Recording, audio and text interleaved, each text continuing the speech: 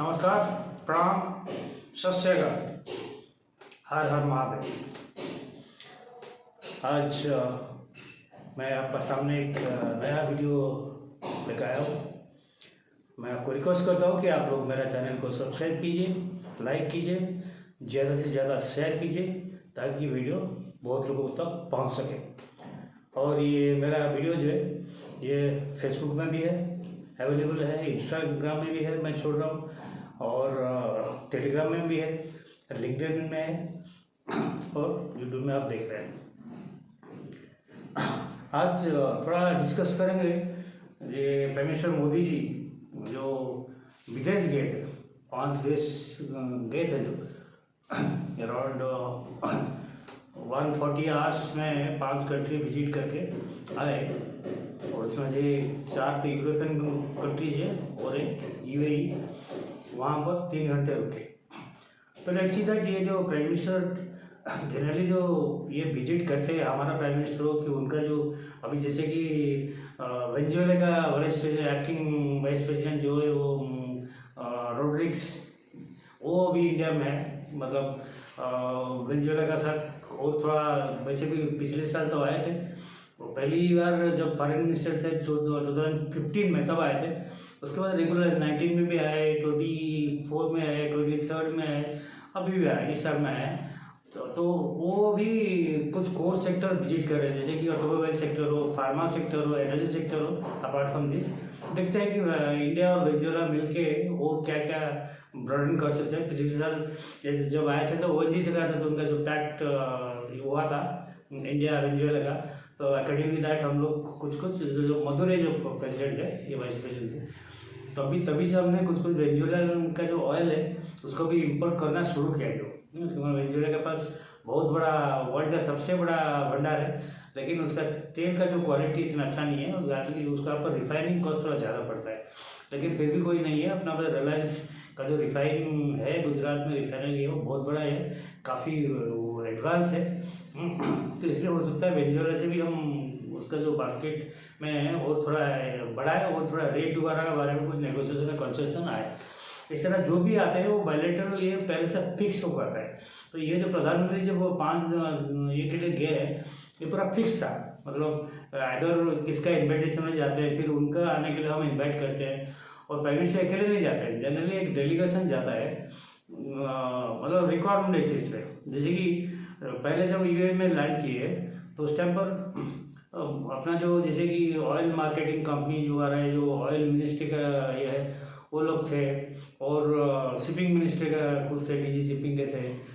तो अभी देखते हैं क्या क्या टेक अवे हम यहाँ से लिए हैं। और एक डेलीगेशन जो जाता है वो ख़त्म होने के बाद वो वापस आता है, फिर नेक्स्ट कंट्री में जिस डेलीगेशन की ज़रूरत पड़ता है वो यहाँ से भेजा जाता है, इस तरह होता है। But prime minister to continue with जो पर्सनल स्टाफ, जो 4-5 जो मेन स्टाफ है उनके साथ उनमें जैसे कि इंटरप्रेटर है, मतलब प्रधानमंत्री को हिंदी में बोलेंगे तो उनको उनका लैंग्वेज में इंटरप्रेट करना है।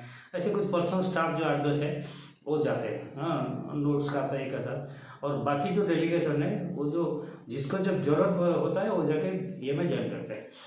तो क्विकली हम बात कर लेते हैं। पहले जो 3 घंटे रुके यूएई में रुके, तो उनके मेजर जो बहुत बड़ा जो साइन हुआ है, एग्रीमेंट साइन हुआ है, हालांकि मोदी खुद बोले कि यूएई में सेकंड होम, तो उसमें साइन हुआ है कि दैट उनका जो Abu Dhabi oil marketing company and अपना जो इंडियन ये, उन्होंने क्या किया कि इंडिया में एक 30 मिलियन बैरल्स का एक स्ट्रैटेजिक रिजर्व बना के रखेंगे। India will give the space, digging करके बड़ा रिजर्व कर रखेंगे। ये जैसे कि अभी जैसे वेस्ट एशिया में जैसे चल रहा है, इस तरह इमरजेंसी के लिए रखा जाएगा, और उसका ऊपर ऐसे इमरजेंसी आएगा तो इंडिया का पहला राइट होगा, और उसके लिए यही हमको रेंट देगा, दे पे द रेंट, रेंट पे करेगा और रखेगा। तो कि इसमें नॉट ओनली इंडिया, बाकी दूसरे देश को भी यही चीज़ वो सप्लाई कर सकते हैं। एक चीज़ है, ये एक बहुत बड़ी डील साइन हुआ है। और सिमिलरली उधर फुजिराव पोर्ट में भी हमारे लिए इंडिया स्पेसिफिक एक ऑयल रिजर्व रहेगा, स्टॉक डिपो रहेगा, और मोस्ट लाइकली 27 तक बन के रेडी है, क्योंकि जो उनका जो वेस्ट से ईस्ट जो पाइपलाइन जो बन रहा है आधा काम हुआ है, और अभी उसको फास्ट ट्रैक कर रहे हैं। जो वहाँ से अबू धाबी से निकलेगा तो यहाँ से जो फुजीरा तो पाइपलाइन निकलेगा, तो उसमें क्या ना दैट विल जो स्टेट ऑफ हॉर्मुज को तो बाईपास कर देगा पहले, और यहाँ से उनका डिपो बनेगा जो ओमान, उनका ऊपर ओमान है। आप अगर एटलास में देख ले तो आपको तो पता चल जाएगा, ठीक है। वहाँ से करके वहीं वो इंडिया के लिए स्ट्रेटेजिक रिजर्व डेवलप करेंगे। ये एक बहुत बड़ी सिग्निफिकेंट डेवलपमेंट है। उसके बाद उनका जो बैंक है, RBL बैंक जो है, they will invest around $5 billion जो एग्रीमेंट हुआ है, इन्वेस्ट करके गुजरात में एक बड़ीनार बोल की जगह है, उसको डेवलप करेंगे shipping repair yard, include dry dock से लेकर सब कुछ करके रिपेयर करेंगे। And that will be internationally का, मतलब नॉट ओनली यूएई का कि इंडिया का, कोई भी देश का आके यहाँ पर पेमेंट करके अपना जो रिपेयरिंग वर्क कर सकता है। काफ़ी इंजीनियरिंग टेक्निशियन पोस्ट लगेगा, जो इंडिया के लिए काफ़ी एम्प्लॉयमेंट जनरेशन भी क्रिएट करेगा। ये एक बहुत बड़ा डेवलपमेंट है। उसके बाद प्राइम मिनिस्टर मतलब बड़ा अच्छा उनको वेलकम मिला। उनका जो प्रेसिडेंट है मोहम्मद बिन जियाद, उन्होंने उनको F-16 जहाज भेज कर उनको वेलकम किया, खुद खड़े थे उनको रिसीव करने के लिए। देन प्राइम मिनिस्टर चले 15 से 17 2 दिन नेदरलैंड। नेदरलैंड में तो जो डेवलपमेंट ये हुआ है, सबसे बड़ा डेवलपमेंट क्या है नेदरलैंड में, देखिए नेदरलैंड में ये पहुँचे तो टाटा उनका जो पहुँच गए थे टेक्नीशियन, उनका जो नेगोशिएट ग्रुप, ठीक है। दो चीज़ हुआ, एक जो 11वीं सेंचुरी का जो चोला साम्राज्य है, फिर कुछ ब्रोंज प्लेट और लिपि रहता था जो डच लोग ले गए थे, जब वो उस टाइम पर राज कर रहे थे, ले गए थे, उसको उन्होंने एग्री किया कि हम इंडिया को वापस कर देंगे, because that is our heritage actually. हमने क्या ना, जब भारत स्वाधीन होने के बाद जो इतिहास को ठीक से नहीं लिखा गया, जो रामचंद्र गुहा और जो लिखे हैं ठीक से लिखे नहीं गए एक्चुअली। ये चोला पांड्या ये जो चीज़ है ना, विजयनगर में एम्पायर, ये सब हमारा प्राइड है, हमारा ये है। इनका पर थोड़ा ज़्यादा हाईलाइट करना चाहिए था, जो अभी कर रहे हैं, अभी शुरू हुआ है। मतलब the history is being rewritten again, glorifying our old heritage, that is the thing. Our temple, this things it is being done now. तो उन्होंने वो जो एग्री हुआ वो उसको वापस कर देंगे, अपना जो हेरिटेज का ही है।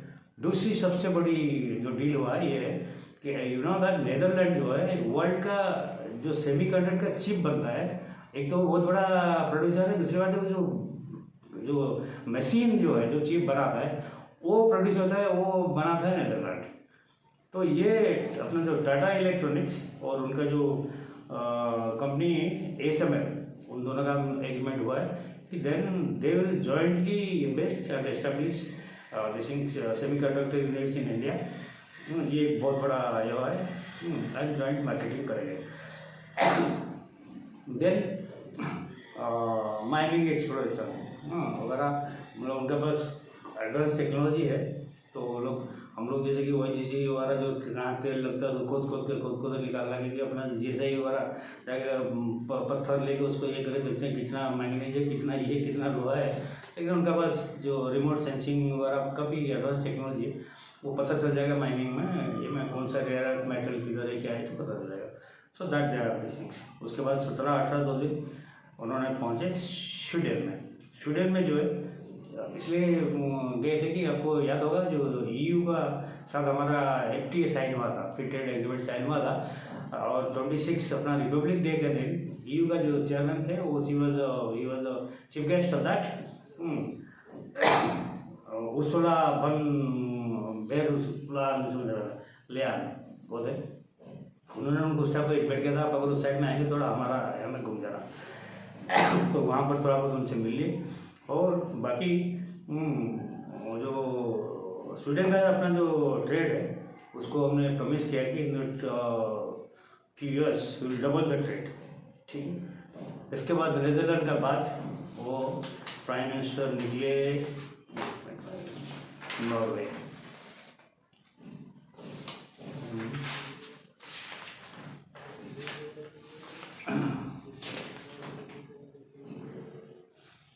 यस, नॉर्वे का इसलिए विजिट सिग्निफिकेंट है क्योंकि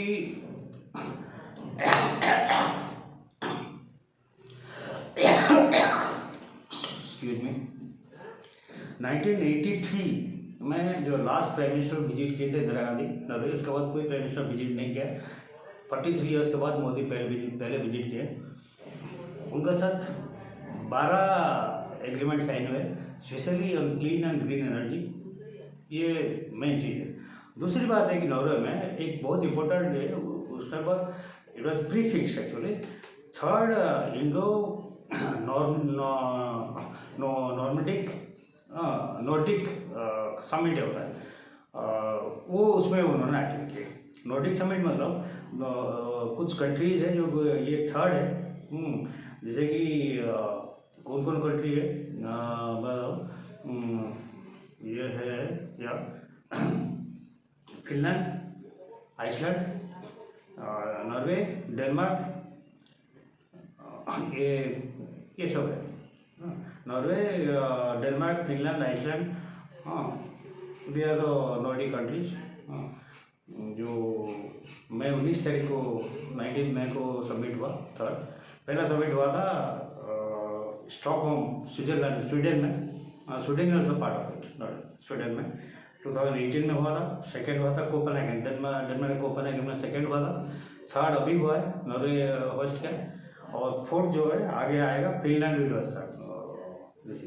और इनमें से जो है एक्चुअली क्या क्या मतलब क्या क्या जनरली एग्रीमेंट हो रहा है एक्चुअली, एक renewable energy, green hydrogen, maritime cooperation, stem research, okay.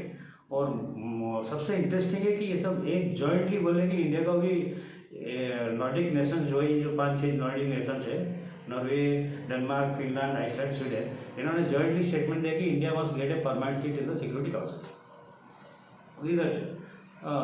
Specially Norway का विजिट इसी के लिए था।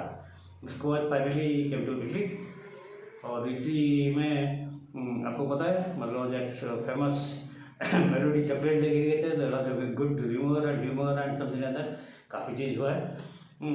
इटली जब गए थे तो इटली चले गए बिकॉज इटली के जो प्रेसिडेंट मेलोनी का साथ मोदी जी का एक बहुत बड़ा अच्छा केमिस्ट्री, मतलब काफ़ी फ्रेंडली केमिस्ट्री बनता है उनका, उनका भी जोक भी निकलता है ये मेम भी निकल रहा है, लेकिन यार इन वेरी गुड केमिस्ट्री।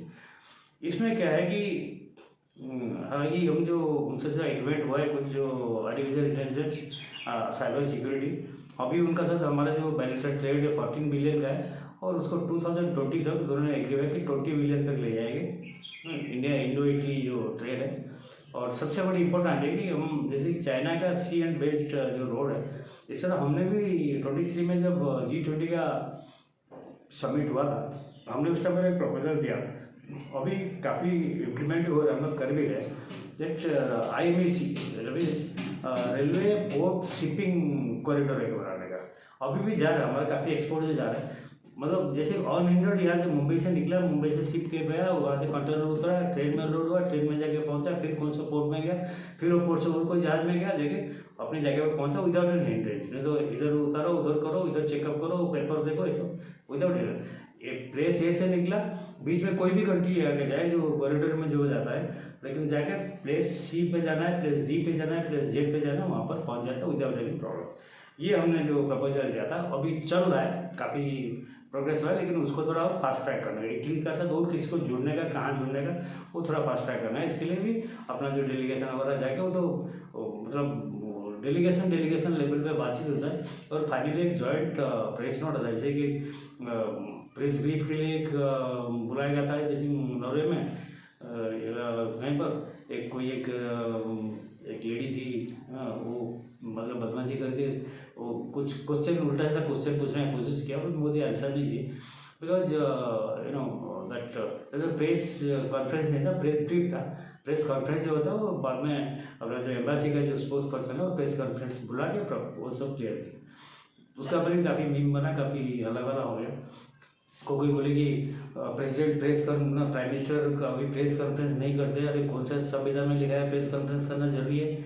हाँ, कोई ज़रूरत नहीं है। जब प्रेस कॉन्फ्रेंस नहीं करके भी जो डिलीवरी जो लास्ट पब्लिक तक पहुंच जाता है, टू द लास्ट लेवल तक पहुंच जाता है without doing any press conference और हल्ला गला करके बजाय से, ये तो वोट क्यों मिलता है उनको? कोई पब्लिक इनको जो वोट देते हैं प्राइम मिनिस्टर का फेस को इतना अच्छा ये करके वोट क्यों देते हैं? हाँ, तो प्रेस कॉन्फ्रेंस मिलने से क्या ज़्यादा वोट मिलेगा, या प्रेस कॉन्फ्रेंस नहीं मिलने से क्या इनको वोट नहीं मिल रहा है? तो ये जो पब्लिक बोलता है ना, नेहरू इतना किया, वो इतना किया, राजीव गांधी क्या बेटा, राजीव गांधी क्या, नेहरू क्या, हमको क्या मतलब है यार? इसके बाद तो प्रेस कॉन्फ्रेंस बंद ही हो जाएगा। अगर वो कांग्रेस वाला है तो वो कभी आने वाला नहीं है अभी। इंडिया में अभी कांग्रेस का तो कोई रूल आने वाला नहीं है। हाँ, अभी तो मोदी, उसके बाद योगी, पता नहीं अभी 20-25 साल तक चलेगा इनका। तो अभी तो ये तो मोदी का बाद तो कोई प्रेस कॉन्फ्रेंस होगा ही नहीं बस। तो ये सब एक थोड़ा कंट्रोवर्सी वगैरह हो गया उस टाइम पर। एनीवे, ये मेरा बेसिक था। मैं सोच रहा काफ़ी दिन से सोच रहा था एक वीडियो बनाने के लिए, उनका जो what are the take away and all. I believe it is clear to everybody. यहीं पर ये वीडियो मैं खत्म करता हूँ। जय हिंद, भारत माता की जय, वंदे मातरम।